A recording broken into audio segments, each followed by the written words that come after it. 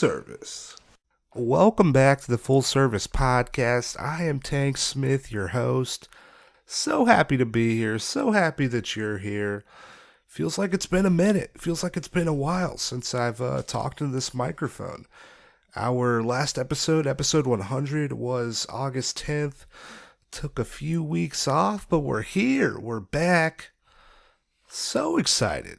Happy that you're here. I can't say it enough. Follow us. If you're not on Instagram, on Twitter, we're at Full Service Pod. I am at Tank Funkadelic. Man, it feels like a lot's happened. Feels like a lot has happened since we last spoke. OnlyFans on the 20th of August said that they were going to make changes to the website. They were going to no longer allow, sexually explicit content that was set to take place on October 1st. And it would basically have to be phased out of the website completely by December 1st. When that happened, you saw there was a mass exodus from OnlyFans. People started joining Just for Fans, started joining FanCentro, started joining Fansly, Avian Stars, Pocket Stars, all these websites. OnlyFans said that the new changes were basically in response to pressure from payment processors. If you remember, in December, there was a New York Times article where this dude wrote about Pornhub, and after that, subsequently, MasterCard, Visa were like, hey, we're not allowing any more payments on Pornhub, and the same thing was basically going to happen to OnlyFans. And so they're like, hey, no more adult content. And after a few days, they then were like, hey, we've secured new funding and we're going to allow adult content on the website, because everyone's like, okay, we're leaving OnlyFans and we'll go to where, our content is accepted, and don't really have fear of, not being able to work, not being able to make a living just because of the content that we're producing.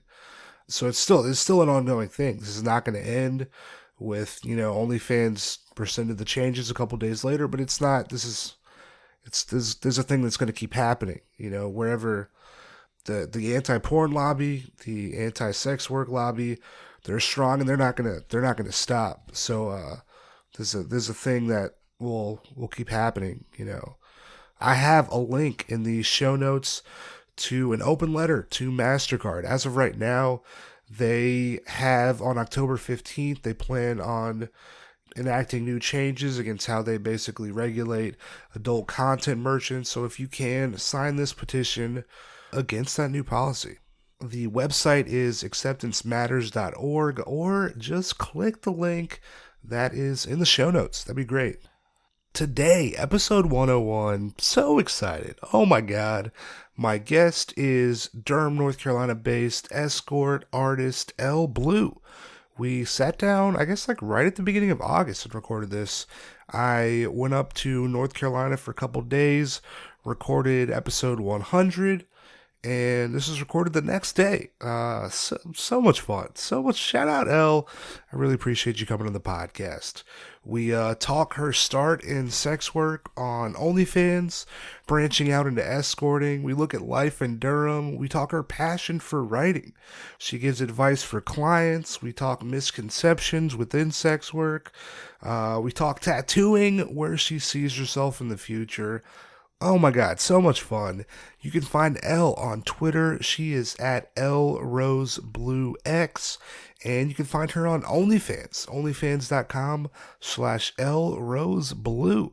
I have links to both of those in the show notes. Click the links. Show her some love. Give her a follow.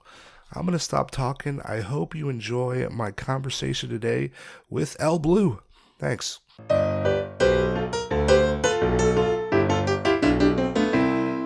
Welcome back, people. Hey, it's Tank Smith. So excited. So fucking excited.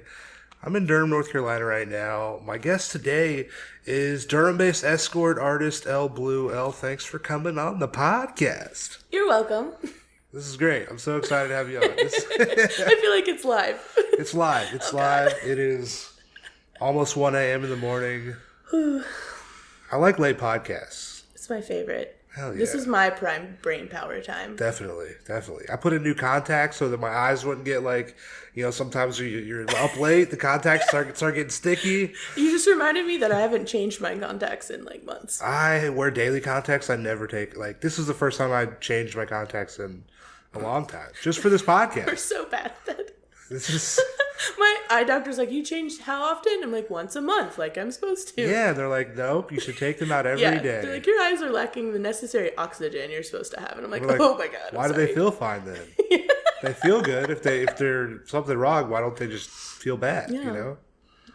See right through your bullshit. Yeah. This is I appreciate you coming out. We're in fucking Durham right now. I used to live in Raleigh. It feels good to be back in the Triangle. Yeah. How do you like Durham? I love Durham. It's great. It's a good mix of business professional people, college, some college people, families, cute kids, cute houses, neighborhoods. It's nice. It's a really big foodie area. So much good food here. Yeah, like I never eat at chain restaurants anymore. Yeah. There's a good ramen place downtown somewhere. It's really good. I wish I knew the name. I know. I was like, wait, I haven't been there. Just throwing out just ideas without the. When we get done, I'll look it up and I'll tell you and the people probably. I don't know. We'll see. But there's a good ramen place in Durham. That's all you need. Sold. Yeah. Everyone move here. What's something good to do in Durham? What's the move you're having fun? What's fun to do? Well, it's kind of like I moved here 4 months ago. It's, still the pandemic, so I'm going to just blame it on that I don't know much. Have you been to a Durham Bulls game ever? Yes. What do you think? It was fun. I love baseball games and eating. You got to eat a hot dog. Gotta eat the hot dog. I really like the cotton candy. I haven't had cotton candy in so long. I miss it. It's one of those things where, like, this is going to be good, and then, like, 3 bites, you're like, this is good, and then you're like, okay, I'm done. It's like a funnel cake almost, or like that. It's like you have a couple bites of the funnel cake, and you're like, yep, I got what I wanted. Yep. And throw the rest of it away. I do that with the turkey legs. Ooh, I went to turkey legs are good. I went to a Renaissance Festival a couple months ago. I love the turkey legs. And they're like $12, and that's why it's sad when, like, you feel like you have to eat it. Yeah, you're like, God, I can't waste this. I can't have it. I mean, because all you really want is like, man, 10 bites or under, you know. 10 might even be a lot, you know. Yeah. And then you're like, but I have to keep going because. Yeah, you can't waste your money. Such an investment. Right, like I will make myself sick because I have to, not waste my money. I feel like that's such a bad excuse. Like somebody asks you later, they're like, hey, why are you feeling so bad? You're like, I ate this fucking giant turkey leg. I couldn't stop. It was $12. They're like, oh, I understand completely. Yeah, like I would drop it on the like dirty fairground and be like, 5-second rule, like this was $12. I feel like that's one of the reasons why, I don't know if this is scientific at all, but one of the reasons why I never got COVID was all the food that I ate off the ground over the years. Yes, I agree. I never got it either. Yeah. And obviously, that's why. Yeah, obviously. I'm not a doctor, but I feel like that's why. Why are people not talking about this more? This podcast should be a medical podcast, honestly. I call you Dr. Tank. I will say that this is medical advice, people. This is we do recommend this. Medical advice. Take it or leave it, but you'll avoid the pandemic, I guess. I don't know. We need to open up the fairs again. Let's go. Let's do it. That's funny. Hell yeah. Fuck yeah. I said it first. Yeah. So now it's not even my phrase anymore. It's just you're hell yeah, fuck yeah. I'm copying you when I do it. Yep. But it will be happening a lot throughout the podcast, for sure. I just haven't said anything cool enough yet. That's all. It'll happen. Okay. It's coming. I hope so. You are an artist? Yeah. I don't want to say it like, I would honestly rather, I am an artist, but like I'm very creative, but like creative writing. I love poetry and stuff like that too. Yeah. So like visually that's there, but like I haven't been doing that as hardcore as I've been doing like my writing and stuff. Okay. Who's your favorite poet?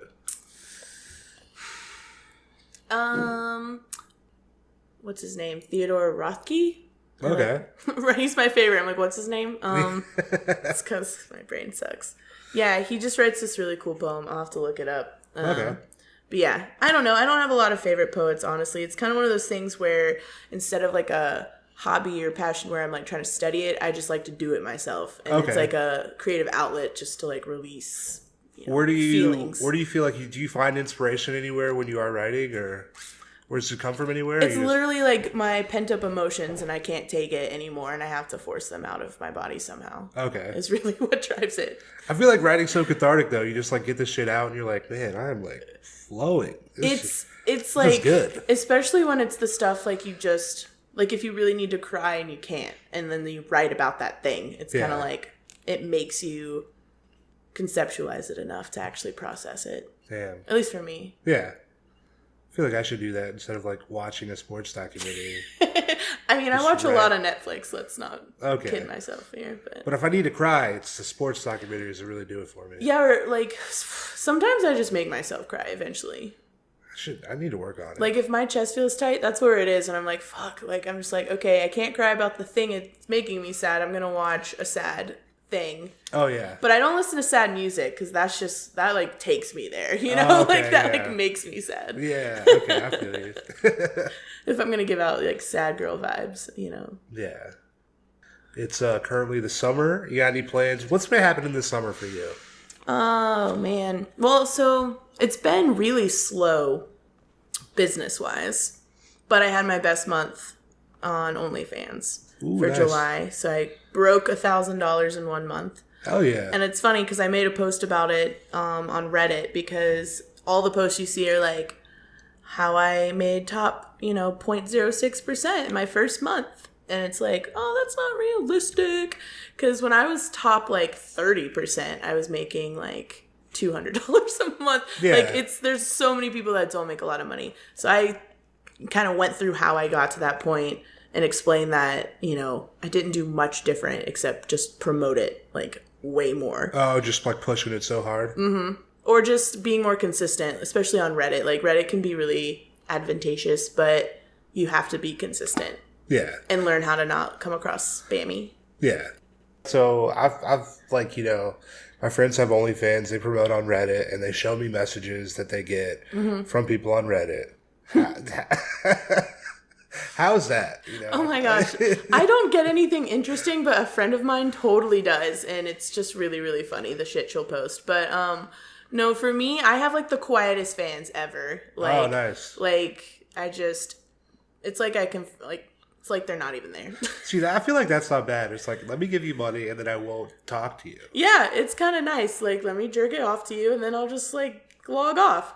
But, that's a lot of lost money, like, in customs and other stuff. Or, like, people will, like, sext with, like, dirty messages and stuff to try to, like, get people to talk to them so that they can, like, lure them into buying pictures or whatever. Like, see what I'm doing right now? Like, masturbating, aren't you? Like, I'm not, I don't ever do any of that because nobody fucking replies. No one's ever masturbating also. Yeah. This was from days ago. Oh, yeah, exactly. Oh, my God, yeah, that's the point. You're not supposed to make new content. You're supposed to sell it over and over and over for it to be worth, like, the $3 you're going to send it for. Yeah. Totally. I do that. I've even edited videos where I'm like, oh, you want me to say your name? Cool. I'm going to make sure I don't do any, like, I'm going to... I can edit it, take the name out, and put it together for something else. Yeah, we got to get multiple uses out of this content. Yeah, or like if I say their name, my mouth's not in it, so then I can just audio over like someone else's name. Oh, that's a good idea. Yeah. I never thought about that. Nice. Yeah. Because like that to me is not, a scam. It is what it is. I said your name in this video. And you got the video. And you're going to be happy, so. So happy. Yeah. My name was said. How can you? Yeah. It is a custom. This is a win-win for everybody. Yeah. Yeah. I think it's fair. So I always like to start at the beginning of everyone's like sex work journey, right? Mm-hmm. Do you feel like you can remember your first exposure to sex work at all? I mean, I guess technically it was when I was like being like, taught the Bible and like prostitutes and like Jesus loved prostitutes. Yeah. And like, I think one of them washed his feet with her hair and like perfume.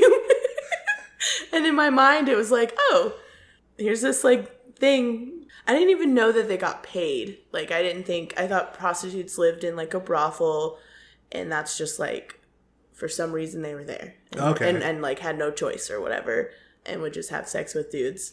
And that was like almost like slaves, basically. Like I thought, or like a concubine. That was another thing I learned about, when I was little, learning the Bible. I think I associated those two. Okay. But then like actual, real, not fake stuff. I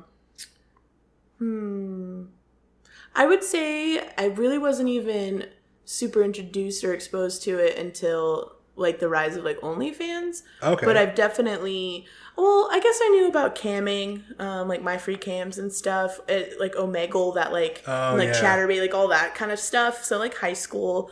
But I was raised pretty religious until high school. And then once I was in college, I kind of was like, okay, like free think a little bit more and like take the weight off of like not having enough faith and just sort of doing what I wanted to do. And that's kind of when I realized how openly I could be about sex and just being sensual and like, sending nudes on my flip phone and stuff in high school. Like, it was just sort of like, that came so naturally to me, and it just seemed, and I felt like I was good at it, know? But you can't be like, put blowjobs on my resume. Yeah. Until I guess now I could. Now you can. Now you. No. So, does that answer the question? That is, hell yeah. Okay.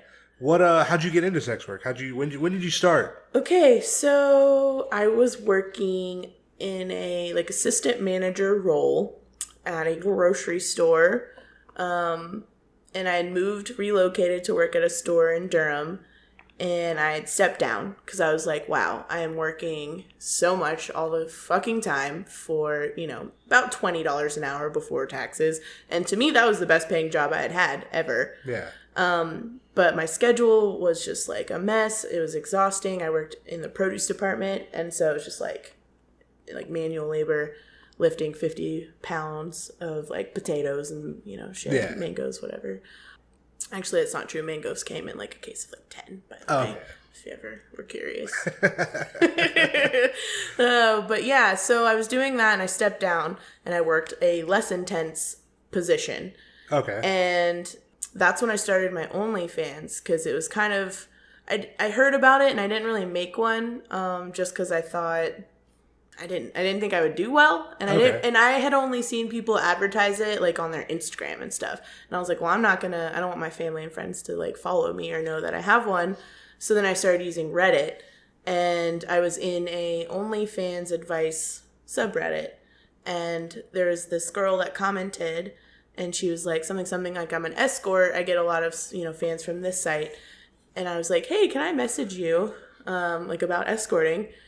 And she was like, sure. And then I, like, forgot. And she was so nice. She messaged me and was just like, hey, like, what questions did you have? And I was like, blah, blah, blah, blah, blah. And so she just told me about it. Oh, I will say, okay, Seeking Arrangement, that website. Yeah. I tried that, and I had sex with a guy for $100, and it blew my mind. I was like, I can't believe someone just gave me $100 to have sex with him. And it was like awful and weird, but it was just like, not awful in a bad way, like he was awful at it. At sex. But it was just so like, I was like, oh my God, that's amazing. I can't believe I just did that. And then I had my OnlyFans and everything, and I realized that Seeking Arrangement is trash. That's what everyone says. It used to not be. And then so after I did all those things, I told a friend of mine, and she had done porn and she had done Seeking Arrangements when she was like 18. And she was like, yeah, it was totally different. So I was like, okay, well, I'm done with that. So that's why I had a question. That's why I had questions for my friend. So anyway, she tells me about Tryst, and I was like, okay, this seems almost like a dating site for escorts and clients. Yeah. It was just like well put together, and it wasn't like those list crawler sites that I like knew of when you like Google it. So yeah, I just started, and it was crazy. Do you feel like going into it, did you feel like, I know you talked to that girl on Reddit, going into it, do you feel like you had an idea of what escorting would be like, and did that differ from when you're actually doing it? I think that it differed, but that I didn't necessarily assume anything going into it. It was just so unknown. I was just kind of like, okay, like we'll see what kind of guys hit me up. I think I did assume, without even realizing it, that I assumed they would be awkward in some way, unattractive, or just something weird, maybe. And then I started getting really attractive clients that I was like, holy shit, you're like a 10 out of 10. Like, what's happening? Like, why? like, what is it? And my friend, I would say that, I'd be like, these dudes are so hot. What is going on? And she was just like, yeah, it's not always about the ability to get laid. It's they don't want to go through Tinder. They don't want to put the effort. They don't want the girl to get attached after. Yeah. They just want to have sex and not have any strings attached. Yeah, it's like if I can't be in a relationship with somebody right now, like why not just do this thing? Right. Like, there you go. Yeah. And, so that kind of blew my mind in the beginning. Yeah. Do you feel like there was a waiver period or like a learning curve when you like weren't good? Is that a thing? Or are you like, oh, it's good? I was good at actually, being inviting. They're there. It was more like the external stuff, like my apartment. Like, I didn't really think about lighting. I didn't think about like my room, like I didn't keep my room super clean necessarily, but I was also still working. I didn't quit my grocery store job until like February. Okay. So I was working like full time and trying to do this. So I was just like, so, if a guy's like, hey, can I come at 8 a.m.? I'm like, yeah, let me get the crusties out of my eyes. Let me let me shower and shave the night before, and I definitely do not shave every time before a appointment or else my legs would fall off. But, so that I realized was kind of a learning curve where I was just like, okay, like how I present, like I didn't expect to have so many people hitting me up. Like I thought it'd be like once a week someone would be like, hey, but when you're new, and my friend kind of warned me, she's like, you're going to be really busy at first.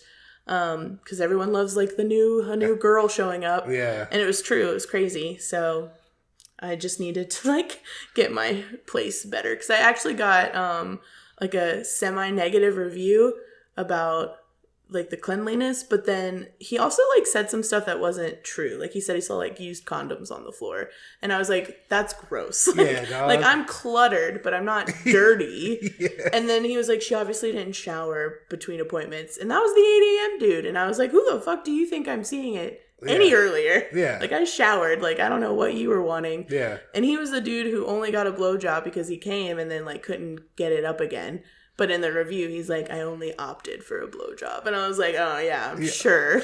Whatever, bro. Who only opts for the blowjob? But that's been my only negative-ish review so far. But, like, that made me learn quick. I was like, oh, they do kind of care, like, what's going on around. Just, like, external, more than just the singular thing. Right. There's a lot, like ambiance and shit.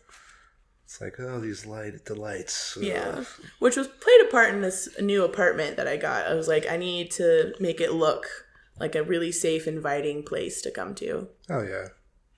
What do you feel like, maybe big, I don't know if we answered this in the last question, but do you feel like you had a biggest challenge starting out at all? Not really. It honestly felt really, like, right.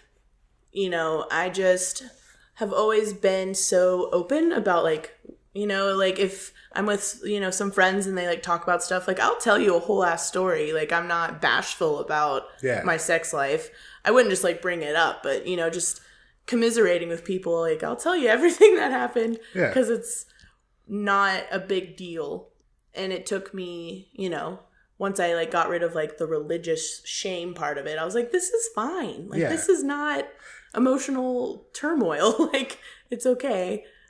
We're making people feel good. What are we? Yeah, or like before I'm getting paid for it, like just sleeping with a bunch of people. Like why not? Because I'm very like passionate about like that whole like slut shaming and how dudes are like fucking champs, but then a girl's a fucking slut, and it's like that's such bullshit. It's truly incredible. I hate it so much, and I just am always so vocal about it. But so then getting paid for it, and for me, okay, so I went through a few phases. the first couple weeks. So I'm also really meticulous with organizing and like keeping track of everything. So I'm literally going to like scroll back to December to look at my first week. Okay. So that first month I made like, let's see, 1, 2, 3, like I made like $5,000. Oh, nice. And I was like, holy shit. like I literally was like, I have so much money. Oh my God. Like I went to Target and bought like sheets and like a comforter. I spent like $300 at Target on some like decor. And I was just like, holy shit, this is the best feeling. Like I was literally on this high, like walking out of a hotel. Okay, so this dude booked me for an hour and he wanted a half hour with him and then after his brother. It was for his brother's birthday present. And I was like, that's kind of, this is a little weird, but whatever. Like, okay, $500 for an hour? Hell yeah. You know, I was at least savvy enough to upcharge at that point. But I remember just walking out of the hotel, $500 cash in my hand and just like laughing like, this is amazing. So dope. This is incredible. Hell yeah. like it still just boggles my mind. Yeah. So what I would do obsessively is be like, okay, $500 divided by what I make. How many hours would I had to work to make this much money? And it was just like addicting. Are you starting to think like at the beginning when it's kind of going well, you're like, fuck this grocery store? Yeah. Yes, because so at the time I was like, all right, I had met someone. I thought I wanted to be a tattoo artist. I had met someone. I was offered a job at the front desk, like being a counter person. So I made the decision to step down again and be part-time and work in a different department. And, I had a pay cut, so I was making even less money. And, I would like show up for I had 3 shifts a week, but I was just like, this is crazy. like I just stood around for an hour and I'm making maybe $14 an hour for this. Like what? So eventually I was like, I'm just going to fucking escort and do this really low paying tattoo job, but it's fine because I'll have, it's the same schedule. I can work around it. Nice. And then I realized, well, the tattoo shop I was at was not good for just tattoo reasons. Just giving out bad tattoos. No, I guess expectations of what I was supposed to do and what I was getting paid, it was just too much. And I was like, this is not fair. Because there's no promise of an apprenticeship. It was a dead end. Okay. So then I started working at a different shop, and this was around February, and I had quit my first grocery store job. And so I was just working at this counter job, and I was like, mentally I need a break. I kind of had a lot of burnout from that previous job. Okay. And I realized I was coming out of the holidays, they're insane for retail, especially in a food industry. So I just I'm going to stop doing everything except escorting. And I was making enough money. And then I was like, I need to get a new apartment. This is an amazing location. It's a few $100s more. It feels insane, but I'm going to do it. And then I had a mini panic attack after signing the lease. Yeah. And I was like, oh, fuck. I was like, okay, how many hours do I need? How many half hours do I need per week so I can afford this? What are all my bills? Which I budget all the time anyway. But I was like, okay, I need to make at least $4,000 a month to cover everything. So I want to try to get better than that. And then I kind of was like, okay, this sort of sucks in a way because I'm not in control of my money. I'm waiting on clients. So what else can I do? And that's when I started promoting way more for my OnlyFans. Oh, okay, cool. And I realized if I put my OnlyFans on Trist or other, websites, they'll subscribe. Yeah. And I was getting way more fans that way. Nice. And so I was like, okay, I need to feel a little more in control. I mean, that is a good thing about Reddit, too, promoting. It's not literally, you're not just promoting to people in Durham. It's the entire fucking world. Yeah, and preferably it's not people in Durham. Yeah. So far, no one knows except the people I've told that I have an OnlyFans. Yeah. Because, even if it's, a female friend of mine who, isn't as sexually attracted to me, I'm like, you don't want to see all that. Yeah. You don't want to see, just don't. Don't even, just give me $20 if you want. I don't, don't look. Please. Yeah. That, for some reason, makes me feel way more uncomfortable than the idea of, I don't have that many followers at all, honestly. But like the idea of like hundreds of people seeing all the nakedness and stuff, Yeah. that bothers me less than someone I know. Okay. Oh yeah. Oh yeah. Because You know it's what like I mean? I don't know who the fuck I don't know who you Yeah. are. Like it's it could be anybody. For sure. But it's like the guy down the hall. It's like, bro. Yeah, I'm like, oh no, you know me. How was it establishing yourself starting out? I know you said it was like pretty busy, but like how was it like I guess establishing, I guess L. Yeah.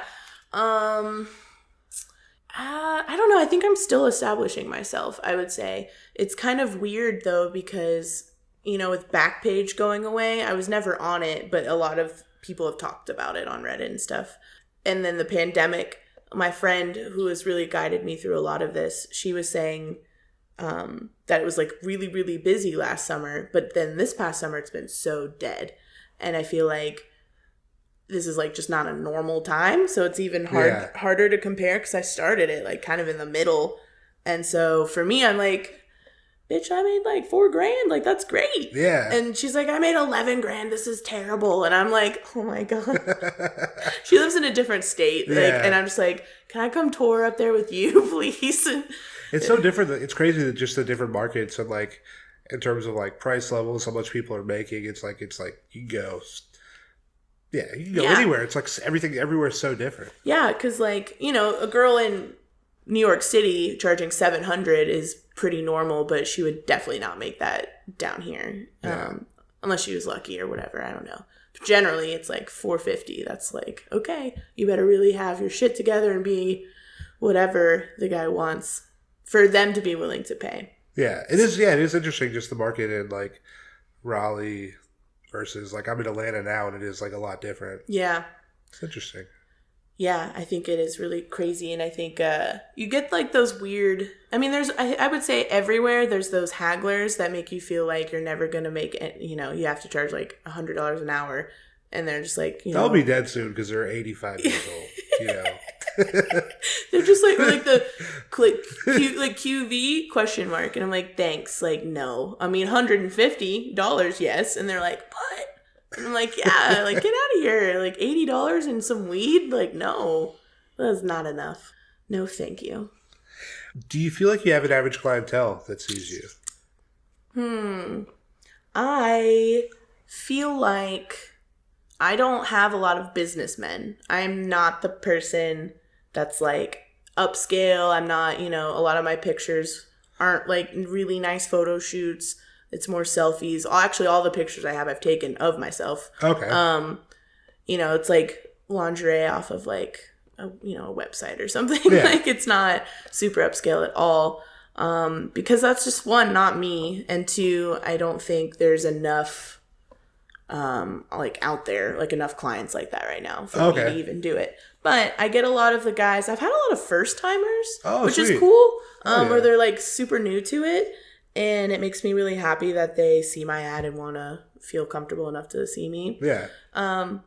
But yeah, I would say it range like it's like 30s and 40s for the most part, and they're just kind of like normal dudes, really unassuming. Pretty straightforward. Like I do advertise. I advertise myself as the GFE kind of girlfriend experience. Okay. So I think that also plays a part into who's drawn to me. Okay. But I'm still figuring all that out. Yeah, it's still early. Yeah, it's hard to know. Like some days I just want to like scratch the whole persona and like start over. I feel like you could always do like whatever you want, Yeah, it's just I have to decide. Yeah. But I do think about, it's just easier if you just kind of keep it similar to how you actually are, because then that's less effort of trying to like put on airs. Create this person. Yeah, it will come across genuine, and that's what most people that feel like they want to give me feedback say. They're just like, you come across so genuine. Oh, nice.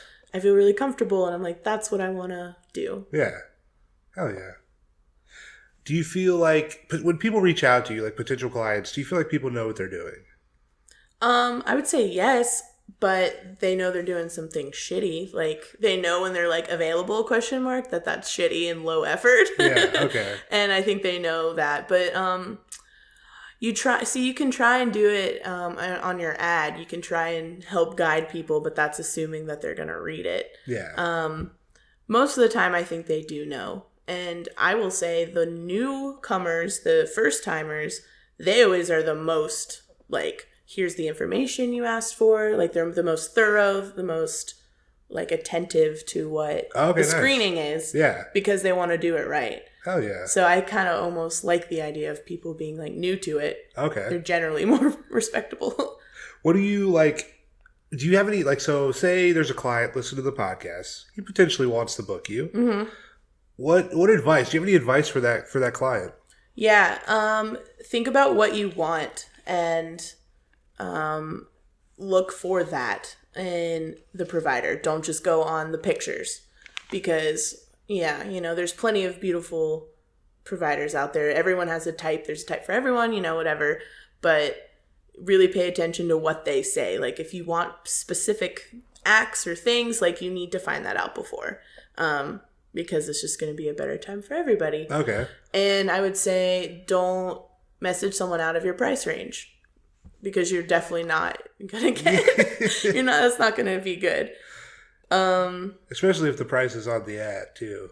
Yeah, like they always are. Most of the time they always are. And it's just kind of like knowing what you want will make it better. It's kind of like picking a tattoo. Like if you like traditional style, you're not going to go to like, the realistic guy that's doing like portraits and stuff. Yeah. So you just have to think about what you want.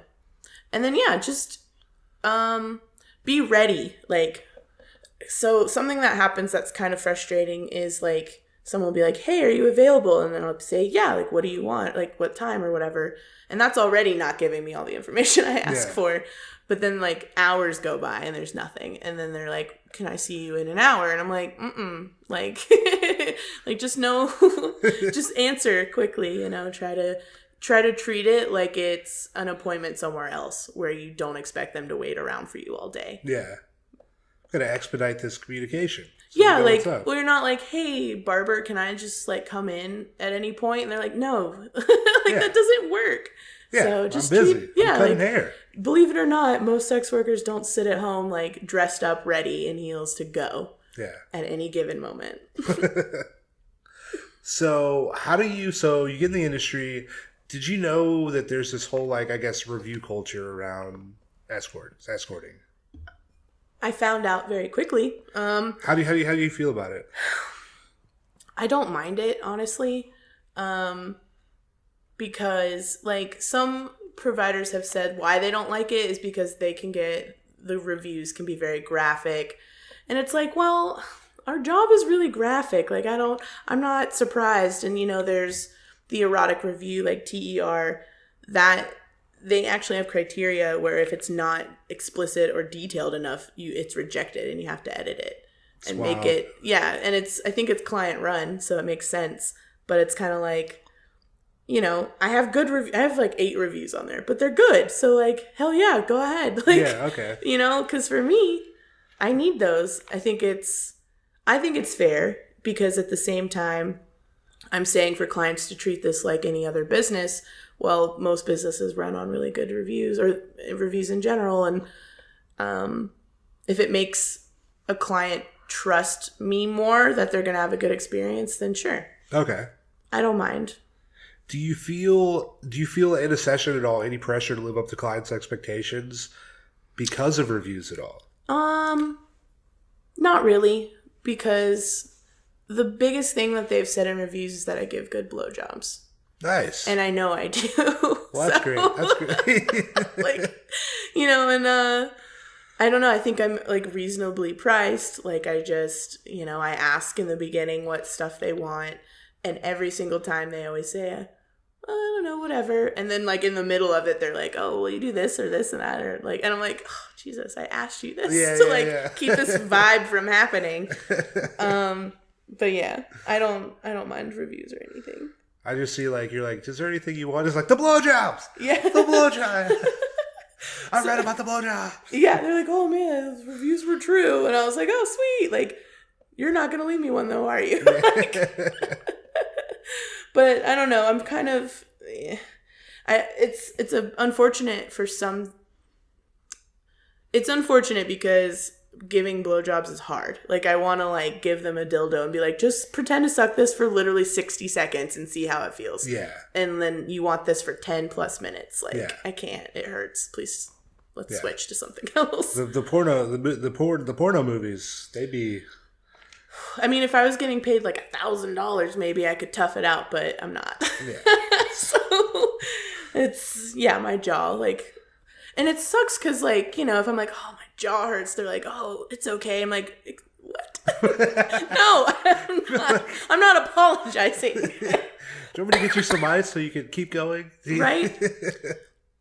He's like, it's okay. I'm really close. And I'm like, cool. Like, you have a hand. You have two hands. Yeah. Rub on it, bro. It's coming. Ugh. Yeah. I guess in the heat of the moment, clients really just don't know what they're saying. They don't think about it. Or they do. I don't know. In this line of work, I have to assume the best as much as I can. Okay. In order to not be, like, really resentful or bitter. Okay. That makes sense. How, so you start OnlyFans in, like, August of last year, right? Yes. It's like a year. Yeah. How, you like it? How do you like OnlyFans? I think it's the only way... that I'll make money doing online stuff because it's so popular. Okay. But I think that as a platform, they are not, I mean, they're obviously not sex worker friendly. They're adding like new words all the time that you can't like type out and stuff. They take a percentage. You can have chargebacks, you know, people can spend hundreds of dollars and then just be like, oh, that wasn't me. And OnlyFans, you know, instead of taking it from the 20% they're paid, they take it from the content creator. But I've actually never had a chargeback. Oh, nice. But I'm also not that popular, so it's kind of like maybe if I had, you know, thousands of followers, that would be happening to me. Oh, okay.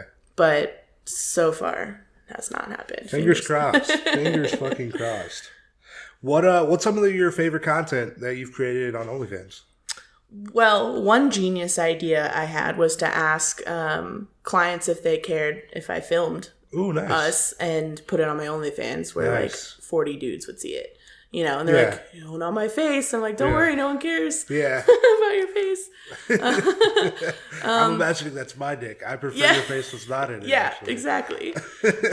So I used to send those out as like the PPV DMs and everything, and I would make extra money. But then I upped my subscription price from like $8 to like $25, and then I just started posting them directly on my feed. Oh hell yeah, I saw that. Okay. Yeah, because some dudes, you know, it was like 3 of them would pay for it, you know, and then the others wouldn't. I'm like, I want everyone just to like pay a lot, and then everyone can get it. Hell yeah. Okay. Fuck. Hell yeah. I feel like hell yeah, fuck yeah, it's fair. Is there anything you're most proud of that you've made on OnlyFans? Is that my air on? Is that a train? Sorry. It sounds like, is that a street sweeper? It's a bustling city. It's the next Chicago. You said how much have I made? Or no, I say, is there anything you're most proud of that you've made on OnlyFans? Is there a best thing you've created? Is there a video you're like, yo, you gotta see this fucking video? Actually, yeah, but it's old. It was in 2014. It's just a blowjob video I did on my boyfriend at the time. And he has a big dick, and it's some of my best work that I don't think I could do now. And I kind of watch it, and I'm like, damn, like, that was good. I feel like it was amazing. Yeah, and, you know, like, he finishes, I swallow, whatever, but it's a lot of eye contact. Oh, okay. And that video is actually what made me realize, like, after he, like, recorded me, and I watched it, I was like, wow, it's so sexy when you make eye contact, but it feels so awkward. It's so hard for me to do, but watching that video, I was like, I need to do that. Such like an angle, you know. It's and it just feels like, unless it's with a partner, I feel awkward. But I do it because I know it's attractive. Like, the dude likes it. Yeah. Unless he closes his eyes and looks away, and then I don't worry about it anymore. I'm looking up and his eyes are closed. Should I still be doing this? Yeah, like, I'll look, and if he's like, oh, you're so sexy, I'm like, sweet, okay, you like that. And if they just look away, I'm like, oh, okay. Yeah.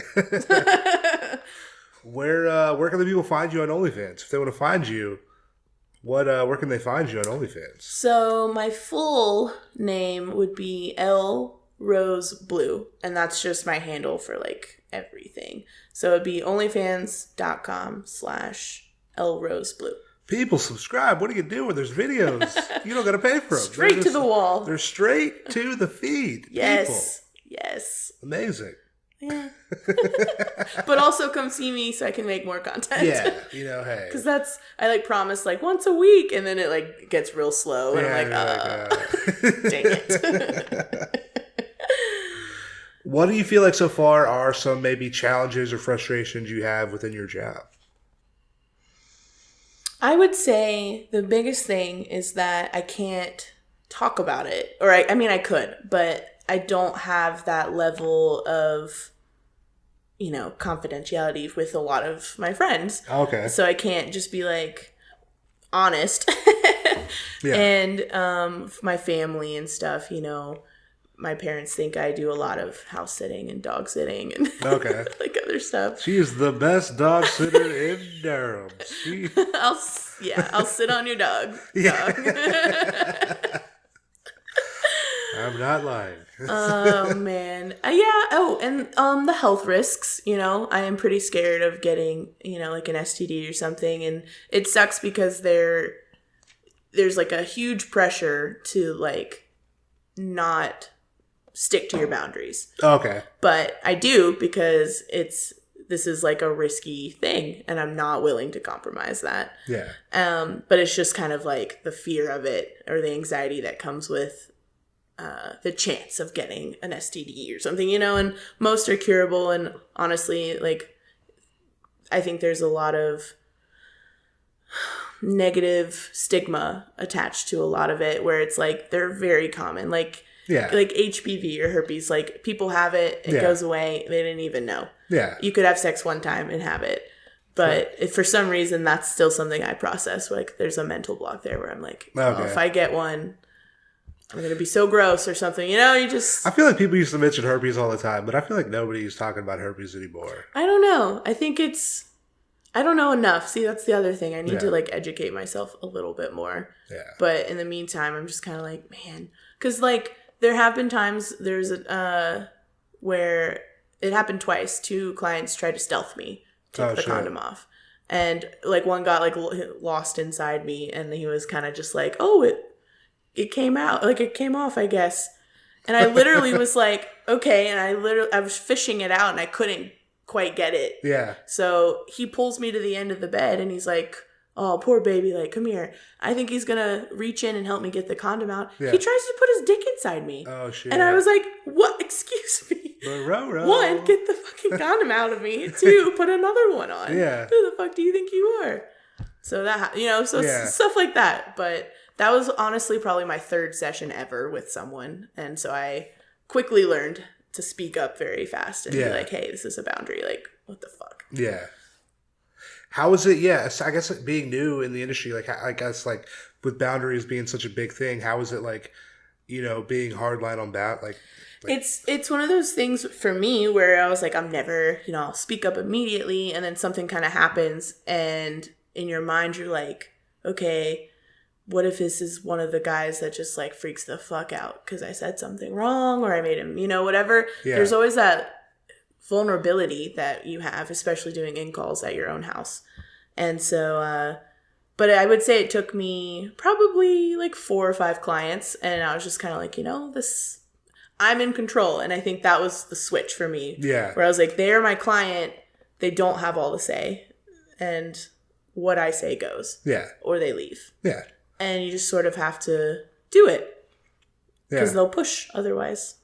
There are some very, very wonderful, decent human beings who are clients and that I have and that are amazing. And then there's some who buy into the stigmas, I guess, or whatever hang-ups they might have where they don't really treat anybody great, which is why they're not having it for free. But generally, most people are pretty great. Fuck yeah.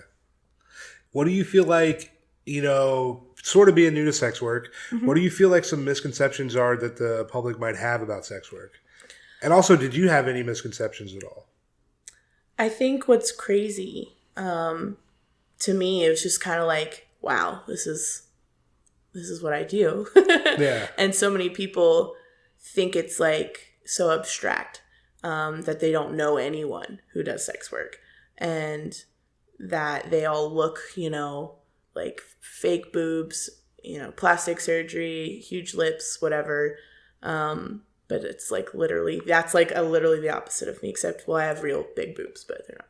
Yeah. And it's just so crazy. Yeah, like I think they just imagine it. So, kind of like any survival sex workers that have to, like, they're walking the streets and stuff. Like, that's kind of how they've been portrayed in movies and media. I don't do drugs. I have a college degree. I'm pretty privileged in a lot of ways, and I chose to do it. And it was actually the better option. So I think those are the misconceptions that people would be shocked. I mean, I know plenty of people, if they found out I was a sex worker, their minds would be blown. Maybe, Yeah. let me subscribe. I would hope so, but I also just think, I don't know. It would be challenging, because I think it would really make them think about their own misconceptions and their friend or family member, and it's like those two things converge. I was talking to somebody, like, I did an interview yesterday, and we were talking about how, like, until you're, like, confronted with maybe somebody or this thing in your face, you don't really think about it until you're like, oh my God, I know her. She's a sex worker. What? And then you're like, I gotta have an opinion, or like think about this thing. Yeah. How do I fucking rationalize this thing in my brain when I have a thought about this, but then I know somebody and they do this thing, and you're like, what? Like, it's wild. Yeah, it's like, does not compute. Yeah. It's crazy. I mean, sometimes I'm like thinking about my life, because I spent the last 8 years working 40 hours a week and like busting my ass and saving a little bit here and there. And then it's like, wow, I've been doing this for 9 months, and I get to do whatever I want every day for the most part. Or I can do nothing every day if I want. Yeah. And that's kind of cool, especially if you struggle with like anxiety or depression or something. Those mental health days you could never take at a normal job. That freedom is incredible. So many jobs are like, mental health, what's that? Come to work. Right? That We're doesn't paying exist. you. Capitalism. Yes. At least if I'm going to be a cog in the machine, I'm a cog with my own schedule. And that is worth it, because that job I had, I liked it because every day I pretty much enjoyed my life and it was fine. Yeah. I didn't slave away at a desk job I hated for the future retirement. I was like, I'm not going to do that. And then, so that job's okay.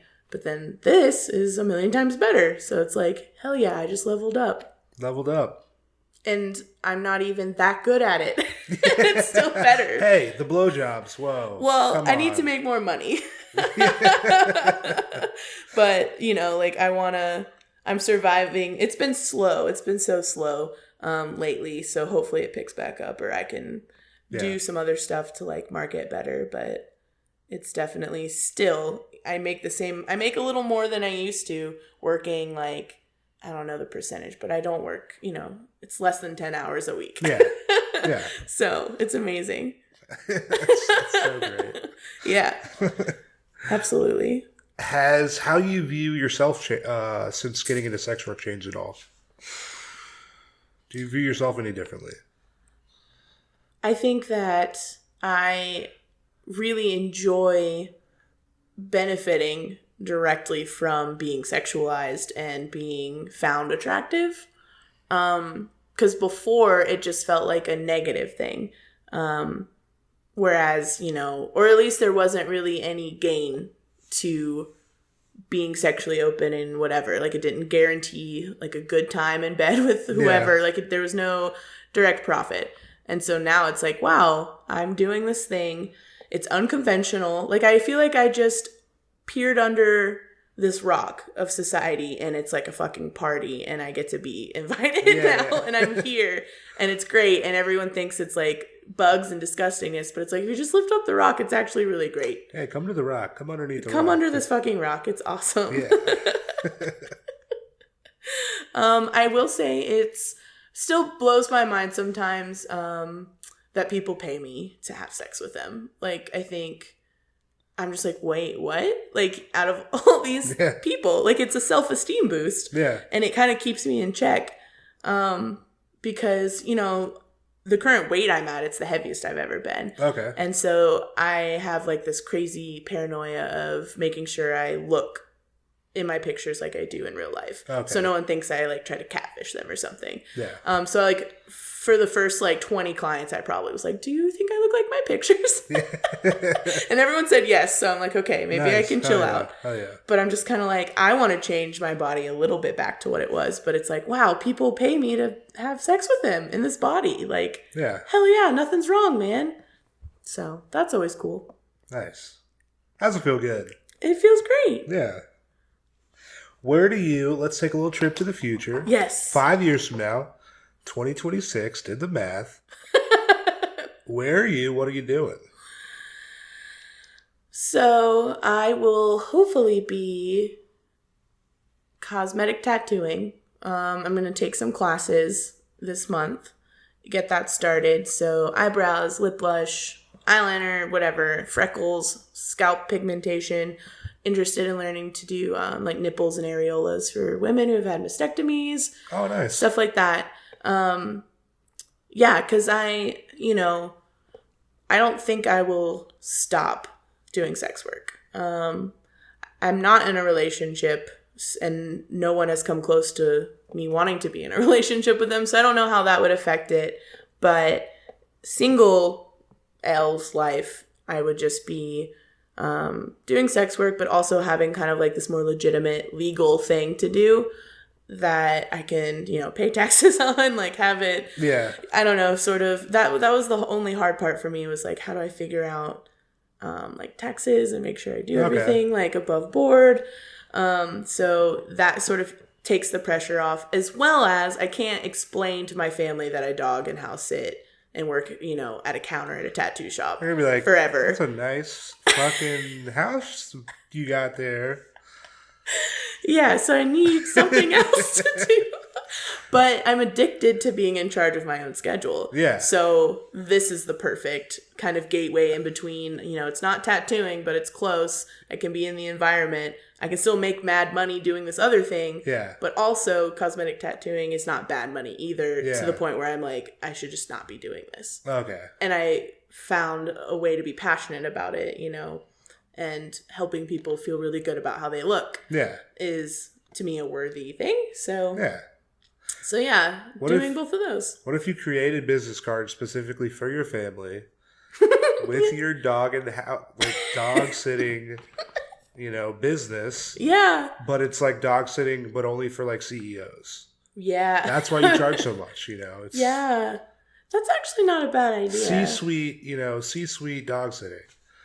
CFOs, CTOs, CEOs. I wish I had known this before I put down so much money into those classes. No, I'm passionate about it. I think it would be really awesome to do, because the truth is too, I can also travel and like, oh yeah, because as a tattoo artist, you can guest spot in different like shops around. Oh, okay. So travel is a huge thing, and it just feels like it coincides with, it's like the Trojan horse. And I can just be a sex worker on the inside, but on the outside, I'm like, hi, like I do cosmetic tattooing, and then they let me in, and it's fine. Oh yeah, fuck yeah! I'm excited. Those were genuine. That's good. It's always genuine. Yeah, it's always that's genuine. true.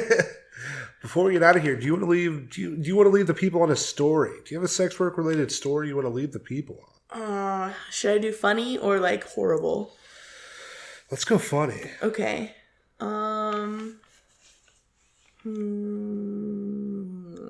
Okay. I don't know how funny this will be, but I'll try. It's like the worst thing I could be is not funny. It's like the worst, very You just worst. tell the story and I'm like, that was horrible. Like, I'm cutting that out. Just like pause right now. Don't even record it. I have a client who cannot come except with a vibrator pressed on his dick. Okay. And him, like, whatever. But he constantly has excuses as to why that's happening each time, as opposed to just the ruse is up, man. Let's I'll make sure I have a vibrator Bust for out you. the vibe. I'll get hard, Like, there's times when I've met him at a hotel. I go by the toy shop, Yeah. sex toy shop, and get a vibrator because he wants one and isn't bringing one from home. So it's just like, bro. And he'll be like, oh, I'm so tired. Or be like, oh, I have a cramp. Like all these different things. But he's a nice dude and I enjoy like his conversation. But it's just so funny because I'm just like, man, I'm going to sit here. Like it takes a while. And it's hard because it's like, I'm not doing anything and I'm obviously not getting any pleasure from watching, but I still have to like rub the thigh and kind of be fuck yeah, that's hot watching you do this when it's not. See, it feels good though. The thigh rub, even though we know that, hey. I hope so. Yeah. It seems like anything I do, like. It's like moral support. It feels like the wrong gust of wind would make him like start all over, like he's so. Yeah. But I just always laugh, and because that's part of the job is like you just kind of pretend that you're not noticing a struggle because it ruins the sexy vibe. Yeah. And it's just really funny. And I remember the first time it happened, it was really weird because he like pulled out his phone and just put on porn, and I was like, what? Like I was offended at first. Okay. Because I was like, what the heck? Like, am I not enough? Like, what's going on? But then I realized I was like, well, I still get paid to sit here and watch him do this. Like, it's not a big deal. Yeah. But I think he just masturbates that way all the time. And it's kind of like guys kind of get themselves in a terrible situation where they can't come. I've said for a while. Oh, that was my cat. Sorry. I've said for a while, my greatest fear is me being the only one that can make me come. Yeah. It's horrible. It's, what do they call, like, death grip if you're, like, jerking it too hard, too? There's a bunch of different... Can't do the death grip. Or some guys are like, oh, there's this one guy that was like, I can only come if you're on top. Or if I'm laying down. And I was like... Okay. So I'm like... It's a blood pressure thing. So I'm like, reverse cowgirl because he was a bigger dude and I'm not a small girl, so it's just easier. And I like my legs are burning and I'm like sweating my face. If you could see it, it's like grimacing. And I'm like, please just fucking come. Please. Oh my God. Yeah. But, recently I had to turn down being on top. Like I learned my boundaries where I was like, hey, I'm not good at that. Like I have, there's plenty of other things we can do. Yeah. I'm not going to suffer. No. It's still going to be good. Yeah. It's still going to be amazing. It's just so funny. Or like, I just don't let them make me feel like it's my fault anymore. Oh yeah, it's always us. Yeah. I mean, there's plenty of times, the motor's gone, but you're like, yo, you're good. Yeah. It's my fucked up mind that is causing this shit, Yeah, absolutely. Like, I'm never going to be mean or rude about it. Like, I think that's what actually helps me when I'm not necessarily looking forward to working is trying to make that person feel comfortable. Because at the end of the day, I'm getting paid a lot of money. I want to do a good job. So I will do whatever I can. Yeah. And I feel like the whole pressure thing to like perform, it's like we're paying, there's money being exchanged. Mm-hmm. There should be no pressure on me like at all. Because I'm like, whatever happens, like I'm not like, oh, didn't work, cool deal. It worked, nice. It's great, A lot of guys do feel a lot of pressure to make sure I feel good. But I also really try not to fake anything. So I walk that line as finely as possible. But yeah, I think I appreciate that men want me to feel good. But it's also kind of like, it's okay. Like, I feel good when you leave and I double check you paid me and it's great. Like, that feels good. That's what I'm going for. I appreciate you coming on the podcast. Of course. It's been so great. It's been an honor. This is amazing. I can't wait. I say it all this. I can't wait for people to hear this. It's almost 2 a.m. Oh, we shit. We just fucking did this podcast. I could talk for so much longer. This is crazy. Yeah. Where can the people find you? I know we plugged it's onlyfans.com/ LRoseBlue. All one word. Onlyfans.com/LRoseBlue. Follow her on OnlyFans. You can find me on Instagram under the same name. Oh, shit. I'm going to follow you on Instagram. You should. Hell yeah. What am I doing? I never answer DMs, though. But if you want to see some stuff without, future clients or whoever is out there listening, you can at least see who I am, get a sense of what I'm Nice. about. Yeah. Sweet people. L Rose Blue on Instagram, OnlyFans. L, thanks for coming to the podcast. You're welcome. Hell yeah. Listeners, we'll be back later. I hope you enjoyed my interview today with L Blue. Shout out L. I appreciate you coming on the podcast. It was such a good time. So much fun. Oh my God. Listeners, she just plugged it. You can find her on OnlyFans. OnlyFans.com/LRoseBlue. Instagram's not up. Twitter's happening though. You can find her on Twitter at LRoseBlueX. I have links to both of those in the show notes. Click the links. Give her a follow. Show her some love. As always, we're on Instagram, we're on Twitter at Full Service Pod. I am at Tank Funkadelic. Do the things. We're on Patreon. If you want to support the show, that is the best way to do it. You can hear episodes you cannot hear anywhere else. Patreon.com/fullservicepod. If you enjoy the show, make sure to subscribe on whatever platform you're listening to us on. Hit that plus button. That heart button, you'll be alerted as soon as those new episodes drop. I have a couple links in the show notes. I mentioned one in the intro.